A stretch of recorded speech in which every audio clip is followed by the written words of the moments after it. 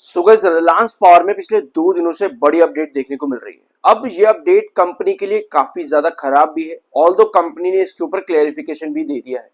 But आगे यहाँ पर क्या प्रोसीडिंग हो सकती है और आगे क्या पॉसिबिलिटीज है रिलायंस पावर की इन खबरों की वजह से, उसके चार्ट के ऊपर इस वीडियो में इन सभी चीजों को डिस्कस करेंगे।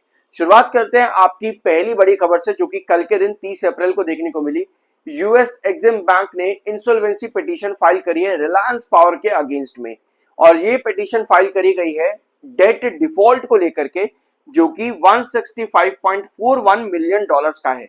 ऑल्दो ये जो डेट था, ये डिफॉल्ट किया गया है रिलायंस पावर की सब्सिडरी समलकोट पावर की तरफ से। ये डिफॉल्ट रिलायंस पावर ने नहीं किया है, समलकोट पावर ने किया है।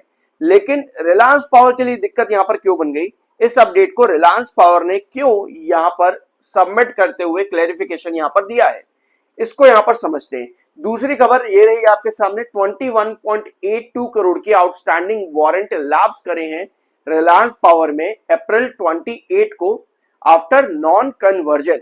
अब ये लैप्स क्या होता है, देखो ये वाली जो खबर है ना, आउटस्टैंडिंग वारंट लगभग 21.82 करोड़ का जो लैप्स किया है यहाँ पर, ये कोई खराब न्यूज नहीं है, बट स्टिल ये भी एक अपडेट कंपनी ने यहाँ पर दी है, तो इसको भी हम एक बार समझ लेते हैं। 12.50 करोड़ आउट ऑफ 21 करोड़ जो कंपनी का था, वो कंपनी ने कन्वर्जन यहां पर नहीं किया। ठीक है, अगर आप वारंट्स को कन्वर्ट नहीं करते, वारंट्स का जो इशू टाइम पीरियड होता है, उसके कन्वर्जन का जो टाइम पीरियड होता है ना, वो 18 महीने का होता है। यानी कि जिस टाइम पर आपको इशू किए जाते हैं वारंट, उसके बाद में 18 महीने का जो टाइम पीरियड होता है, उसके अंदर अंदर अगर आप अपने वारंट्स को कन्वर्ट नहीं करते इक्विटीज के अंदर या जो भी है या अमाउंट के अंदर, तो वो लैप्स कर जाते हैं, मतलब कि उनकी वैल्यू जीरो हो जाती है नॉन कन्वर्जन करने की वजह से। ठीक है, तो वो लैप्स करा है यहाँ पर लगभग 12.5 करोड़ के आसपास 18 महीने का टाइम पूरा होने के बाद में। तो ये अपडेट यहाँ पर है, पर इसका कोई कंपनी के बिजनेस या फाइनेंशियल्स पर इंपैक्ट नहीं पड़ेगा। लेकिन यस, जो आपकी दूसरी अपडेट है एग्जिम बैंक वाली यूएस की तरफ से, उस पर कंपनी ने यहाँ पर क्लैरिफिकेशन दिया है। सेक्शन 7 आईबीसी बैंक प्रोसीडिंग के अंडर, आईबीसी कोड के अंदर, यहां पर यूएस के एग्जिम बैंक ने कंपनी के ऊपर प्रोसीडिंग की एप्लीकेशन डाली है, एलिजिंग डिफॉल्ट ऑफ डेट, जो कि 165.41 मिलियन डॉलर्स का है। किया ये समलकोट ने है, लेकिन रिलायंस पावर की सब्सिडरी है, जहां पर रिलायंस पावर इसमें एक गारंटर बना हुआ है। समलकोट पावर लिमिटेड को जो अमाउंट दिया गया था, जिसका डिफॉल्ट किया गया है, रिलायंस पावर उस अमाउंट के लिए गारंटर बना हुआ था। इसी वजह से रिलायंस पावर पर भी दिक्कत यहां पर क्रिएट हो जाती है। लेकिन इससे रिलायंस पावर पर जो इंसॉल्वेंसी प्रोसीडिंग अगर चलती है, उसके लिए कंपनी ने यहां पर बताया है कि ये ऑलरेडी सब जुडाइस मैटर है, मतलब कि इस मैटर के ऊपर ऑलरेडी काम चल रहा है। कंपनी ने इस पर पहले भी जुलाई 1, 2025 को अपडेट दिया था। कंपनी ने जुलाई 1 तारीख को पहले भी इन्फॉर्म किया था, और एप्लीकेशन ऑलरेडी फाइल्ड है यहां पर इन लंदन कोर्ट, लंदन के आर्बिट्रेशन कोर्ट में ऑलरेडी कंपनी ने एप्लीकेशन फाइल करी हुई है 29 जून 2025 को, on the ground that date is not due.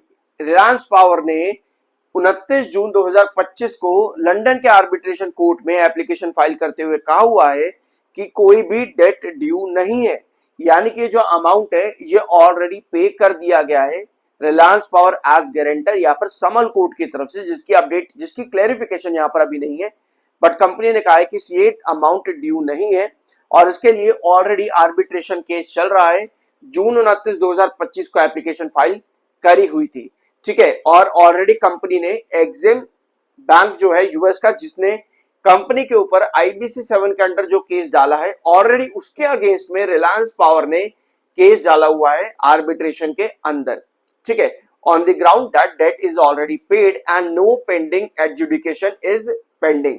ये कंपनी ने क्लेरिफिकेशन यहां पर दे दिया है, और कंपनी ने कहा है कि लीगल एक्शन यहां पर कंपनी लेगी।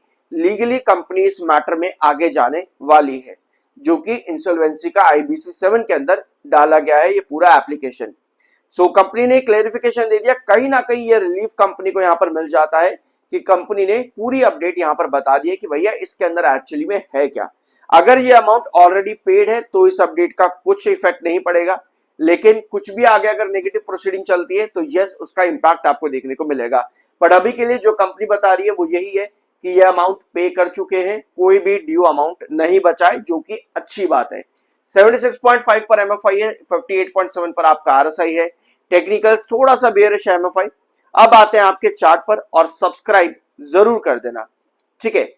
ये है रिलायंस पावर का चार्ट, और अगर पिछले सेशंस के अंदर अगर आप यहां पर देखोगे तो आपको नजर आएगा कि 28 के इंपॉर्टेंट रिजेक्शन के ऊपर रिलायंस पावर इस समय क्लस्टर्ड पैटर्न बना रहा है। और अगर आप इस वाले जोन पर देखोगे, ऑलरेडी क्लस्टर्ड पैटर्न बना करके यहां से रिलायंस पावर ड्रॉप किया था। बट इस बार अच्छी चीज ये है कि अब जो क्लस्टर्ड पैटर्न है वो पुराने वाले क्लस्टर्ड पैटर्न के ऊपर है, यानी कि यहां पर पॉसिबिलिटी है रिलायंस पावर में ब्रेकआउट्स देने की। ऑल दो लास्ट सेशन की कैंडल अगर आप उसको जूम इन करोगे,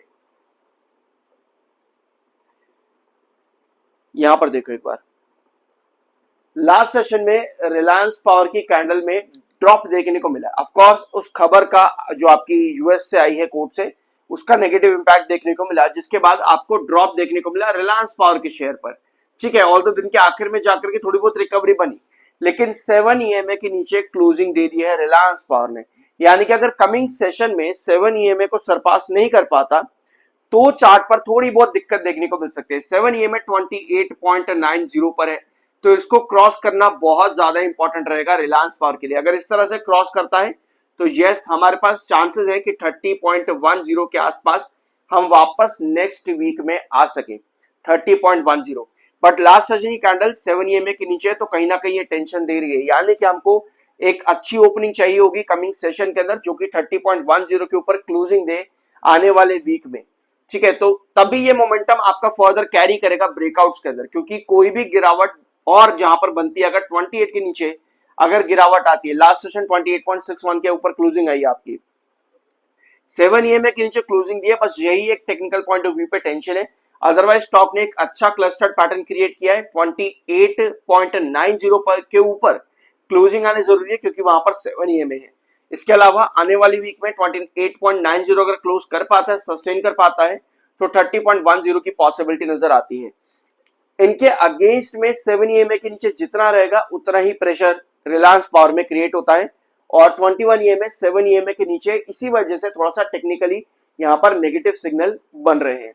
बाकी कमिंग सेशन के अंदर 28.90 सस्टेन करना जरूरी रहेगा। सो ये था आज का इनका वीडियो, रिलायंस पावर से रिलेटेड। कंपनी ने कवर अप किया है, कंपनी ने क्लेरिफिकेशन दी है और अपडेट को ऑलमोस्ट न्यूट्रल कर दिया है।